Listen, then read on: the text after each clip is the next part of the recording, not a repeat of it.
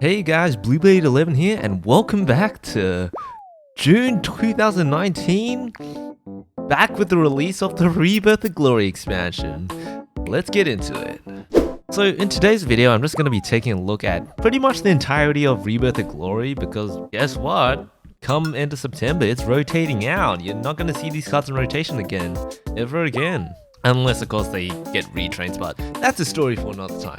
From the outset, Rebirth of Glory was a wild expansion. From memory, the most notable card of this expansion on release was Seductress Vampire. This thing activated Vengeance permanently when added from the deck to the hand. When you take a risky condition and turn it into a non-risk condition, you're gonna warp the meta wildly, and this thing warped the meta both in Unlimited and Rotation simultaneously. That's how powerful this effect was, which is why they added this amendment here, change your leader's maximum defense to 10, and that right there went from hero down to 0. But it is a possibility for a unnerf later on, among other cards. From memory, Heartsick Demon, another nerf card, was super powerful during that period when Seductress was able to activate Vengeance from full HP. This thing was a 2-mana 2/2 body for those that don't already know, so Side Games does like to unnerf nerfed cards when they rotate from rotation to unlimited, but we'll have to see with these two particular Vengeance focus cards, especially since they were able to warp the unlimited meta on top of the rotation meta. Because with the other cards that rotated, say Blazing Lion Admiral, for example, that card was nerfed in a rotation context, but he barely saw any play in Unlimited while that was going on. So when Blazing Lion went from rotation to Unlimited, when Altosphere rotated, he got unnerfed to his previous stat line, and we'll have to see what Side Games decides to do with these two cards. Also of note from this expansion was Eleanor, Purest Prayer. This was the other nerfed card of this expansion. She originally was released as a 2-mana 2/2 legendary, and as you can imagine, that gave you a lot of wiggle room for adding additional heal spells on top of her effect. As she stands right now, she's just a kind of vanilla follow-up. That summon and Eleanor's Prayer effect was pretty damn powerful. On a 2-mana 2/2 body, on a 4-mana body, it's a bit more balanced. We'll have to see whether they unnerf that for Unlimited, because same deal with the Vengeance cards. Eleanor at 2 mana was also warping the meta around her, so Unlimited meta back then in Rebirth of Glory on release was a Eleanor versus Vengeance versus whatever counter decks there were kind of meta going on. So we'll see how they go. Let's start with the neutrals. So we will be losing a fair number of formerly relevant cards. Hoverboard Mercenary, Great Machina Tutor, not so relevant in rotation right now, not so relevant in Unlimited since there aren't really many Machina decks in Unlimited. Goodbye Hoverboard, maybe you'll become relevant again someday. Unica, Unicorn Maiden, great neutral card. Apollo, kinda useless. Strategic Assembly, kinda useless. Goliath, take 2 fodder. Angelic Smite, pretty powerful card at the time. Eventually got power creeped by 4-mana gold spell that scales off evolve points. Angelic Smite still has its niche, it's a banish over destroy, so there are some effects that it silences with that banish. Not so sure we'll see it being used in Unlimited since it's a pretty hefty cost for a fairly game-winning effect, or counter game-winning effect. We'll see. Erd, Goddess Restoration, worse than Unlimited counterpart. Olivia Blackened Wing, Scales of Evolves, relevant when she came out. Not so relevant right now in rotation. There aren't really any great Evolve scaling decks out there that are able to utilize her effect to the fullest. Zeus, Gotcha Machine. Really only been used in Evolve Dragon in recent expansions.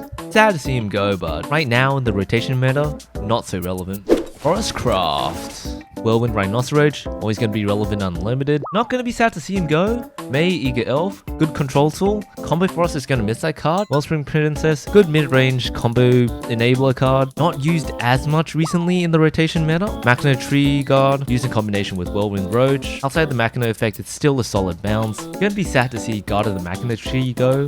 Not so sad to see the Pesty supported leave. Wicked Claw Elf, solid Storm cards, solid statted body for Machina Forest, dead deck. Belai, I don't think anyone used him. Pista, weird card, nobody really used him. Harvest Season, draw 2.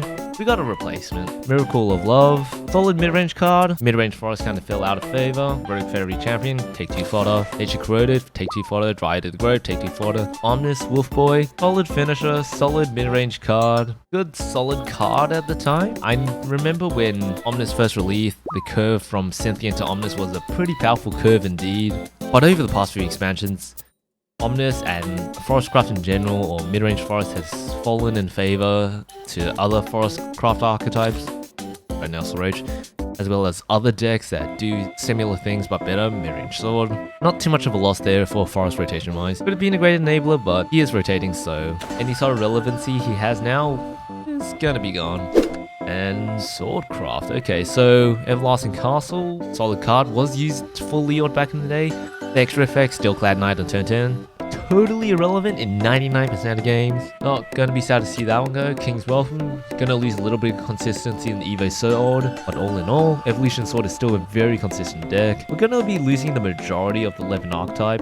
Levin Archer, Geno, Albert, Loons, and the Levin spells, so we're gonna see that whole Levin archetype go. It was always kind of a fringe deck from its release up until Fortune's Hand. It was utilized as an aggressive backbone for other decks like Evolve, like mid-range. Unfortunate to see it go, but right now Sword has other tools to play with, so not gonna miss too much. Mr. Frogboy, no one uses him. Autoblade Patroller, good support for the Machina archetype back on release. Not so relevant now due to the lack of Machina archetypes in rotation and Machina support. Front Guard General was used in Evolve Sword, not so much anymore. Doubt we'll see him in Unlimited. Alwida was seen as a solid mid-range card with a solid accelerate effect, but nothing flashy enough to be continually used in the rotation meta, and I doubt she's going to see play once she rotates into Unlimited unless we see more support for the Loot archetype of Sword. The Loot archetype being all the cards that play off the loot spells that we see time and time again in some of the designs of current, past, and maybe future Swordcraft cards. We'll see. And Brave Intervention. Alright, so fair bit of spell support for Runecraft in the Rebirth expansion, fair bit of Dirt support, Machina support. Spell Beast wise, we're only going to be losing Twin Blade, Mysterian Project, Golem Squad. Right now, Project is only really seeing play as a 1 to 2 of in Spellbeast Rune. There are other toys for Spellbeast Rune, don't worry about that. Dirt-wise, we're going to be losing Witch's Cauldron, which is huge for the archetype. That's your 1-mana cantrip right there, and you're losing that? It's going to be interesting to see how Dirt Runecraft develops, and whether they'll introduce any other support for Dirtcraft Rune? Dirtcraft Rune? Earthright Rune in the current expansion with the future card reveals. Melvi Princess Witch. Melvi always read as a kind of follow-up spell-based Runecraft, but being unable to spell boost herself, she never really saw any serious play at high levels or higher tiers of decks. At best, she was used as a 3-of in Machina Rune, which utilized a lot of followers and spell spam. Mechabook Sorcerer, the one card that propelled Machina Rune into relevance before it dropped out of existence completely. Gonna be sad to see Levi go. Gonna be sad to see Emilo go, but those two cards in Dirtcraft not been used in more recent times. Ginger Cursed Word.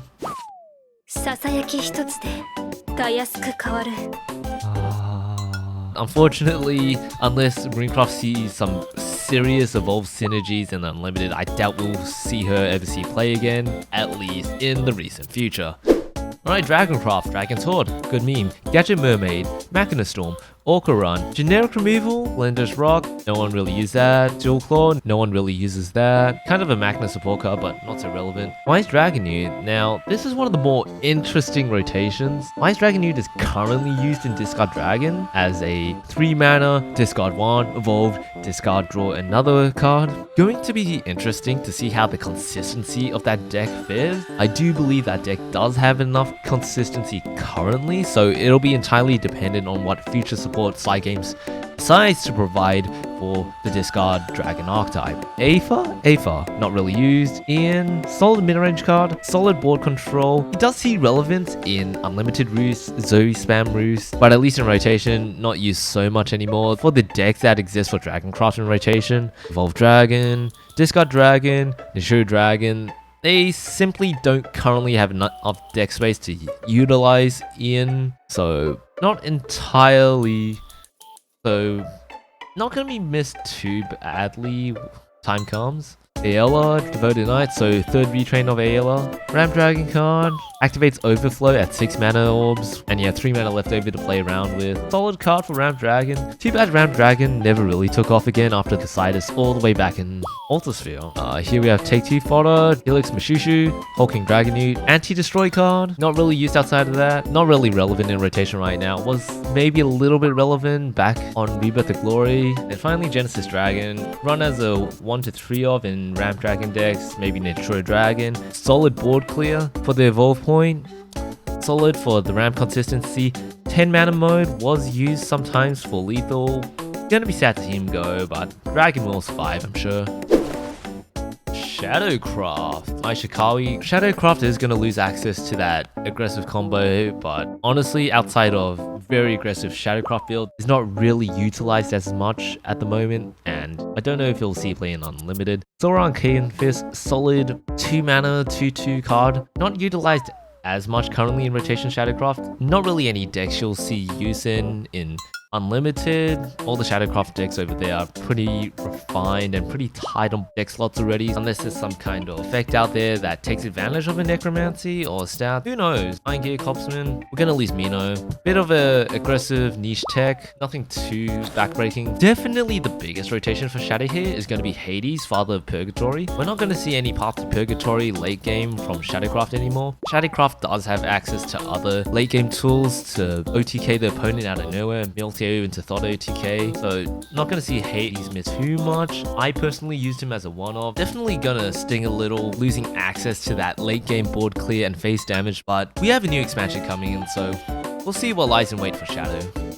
Man oh man, Bloodcraft, Bloodcraft, Bloodcraft. Swarming Wraith, good with Vengeance, great statted body for 2 damage to face. We have basically a functional replacement with a 3 mana 3/3 that does the same thing, except it also draws a card and it costs 1 extra mana. Advancing Blow, not really anything in rotation that currently takes advantage of it. In Unlimited, it is a good tech for specific builds of Aggro Blood, especially those that utilize Storm Followers. Entrancing Blow is basically a 5 damage swing in your favor, 3 damage to a random enemy, plus 2 attack to one of your own followers. The fact that it's a 2 mana swing 5 damage is balanced by the fact that it's a random damage effect, but I definitely do see it seeing continued use in Unlimited until it gets eventually power crept. Nefolio, Hexproof, not really used. Furious, interesting card, was used widespread in Rebirth of Glory on release. Still used currently in Unlimited Aggro Blood as a solid card that just sits there, heals your own face, pings the enemy's face whenever they play followers. Currently in rotation, not used so much, maybe in control builds, but control builds for Blood aren't all that common currently. And with the rotation of Azazel as well, I doubt we're going to be seeing any control Blood archetypes stick around in rotation that much longer. Spawn of Exile, utilized as a 2 mana 1/2 aggro card that deals 2 damage to face out of ambush. Not really utilized in rotation. Borderline utilized in Unlimited, but Bloodcraft in Unlimited has better options than Spawn of Exile. Havencraft is definitely gonna miss the rotation of Golden Bell. 1 mana draw 2 is extremely powerful, even more so if it's coupled with a heal. The fact that it's a delayed draw doesn't matter too much, given the fact that Havencraft could still make use of its fanfare effect, as well as utilize the fact that it's an amulet board for some of its other proc effects. Tender Rabbit Healer, not used so much currently. Still a nice 1 mana heal. Robo Wing, solid 2/2 with the repair mode. Kel, Holy Destroyer of Boards. Gonna still see some play in Unlimited, especially with the archetypes of Haven in Unlimited that are able to take advantage of his heal and his scalable board clear. Imna, really only used in fringe play. Used in some builds of Control Haven in Unlimited, he's used in some builds of Summon Haven, so he may continue to see use there. Eleanor has fallen out of favor in both Unlimited and Rotation ever since her release. Unlimited wise, there have just been better decks that beat the shit out of Eleanor. Rotation wise, the Eleanor archetype isn't used so much anymore. There's just better options out there. There's better win conditions, there's better board controls, so Control Haven is gonna sting from the loss of Kel though, and Golden Bell definitely. So we'll see if that deck continues to stick around after those rotations.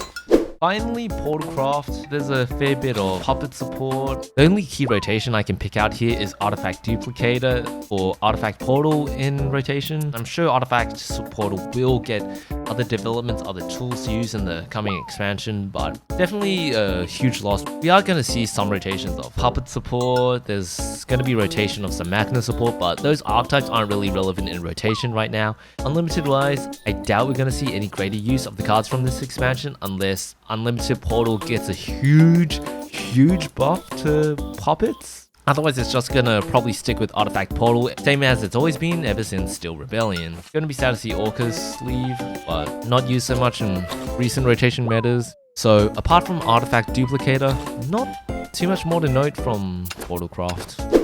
And I'm pretty sure that's all of Rebirth of Glory for ya. Gonna be interesting to see how the meta develops definitely over the coming weeks.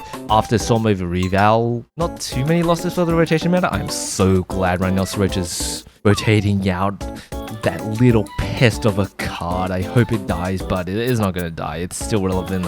It's still relevant in Unlimited, but whatever. Gonna be interesting to see if Cygames unnerfing some of the nerf cards in this meta. I doubt they will, because those specific cards warped both the Unlimited and rotation metas. But yeah, hope you enjoyed the video. I'm BlueBlade11, and I'll see you next time. Peace!